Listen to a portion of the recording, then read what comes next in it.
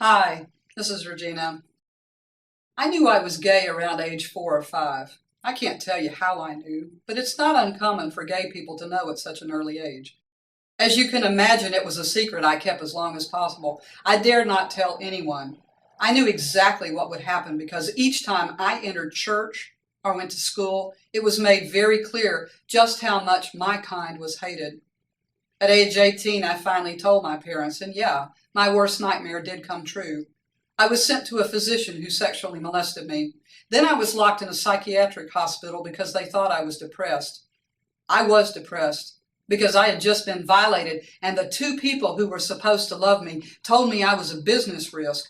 I was going to hell, that I broke their hearts, and I should go live at the YWCA. My parents were taught to despise gay people while also having to make sense of contradictory messages such as thou shalt not judge and love your neighbor as yourself and treat other people as you want to be treated. Now faced with their worst nightmare too, they feared being shunned by their religious, social, and business communities.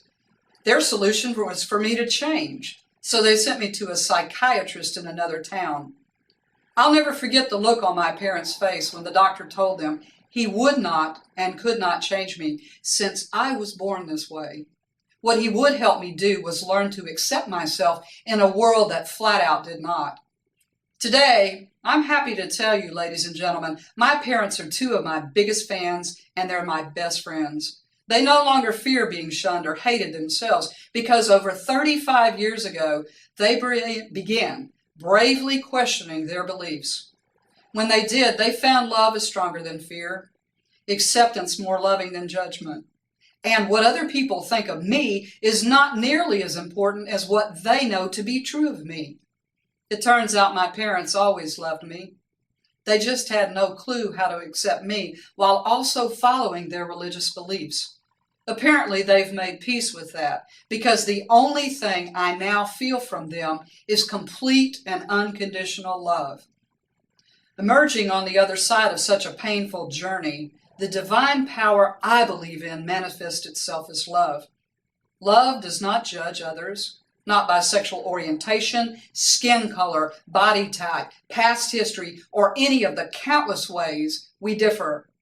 Human beings judge, but God doesn't. Religions were created by human beings. Soul was created by God. We have a soul, which means we are a part of the divine. A part of the divine is within us.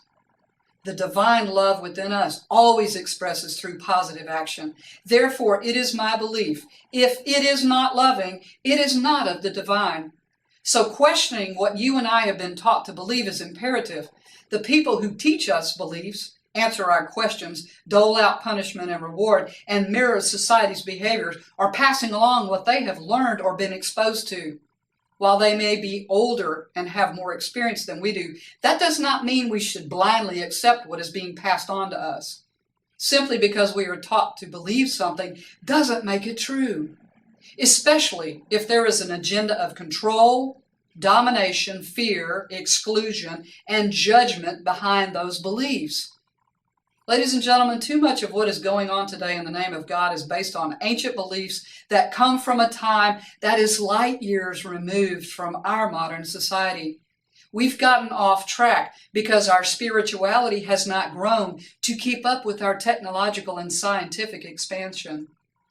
Let's courageously and freely open ourselves to the truth that our practice, awareness, and writings of spirituality are designed to change and progress as the results of the questions that you and I ask that push the boundaries of restrictive, divisive, and condemnatory beliefs.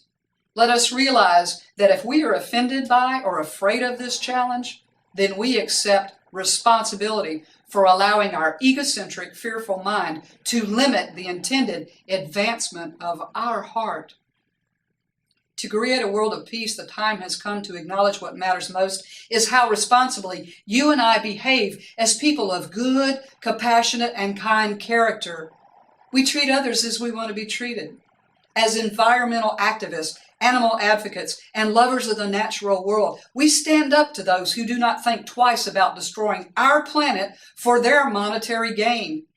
We represent peace instead of conflict, cooperation instead of division, conscientiousness instead of carelessness, and empathy instead of cruelty.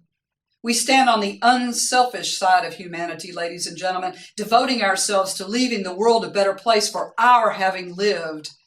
We romance our soul by walking through life as love, acceptance, and peace. I'm pretty sure, ladies and gentlemen, this is the behavior God is okay with, whether we're gay or not. Until next time, many blessings to you always. Thank you for joining me here.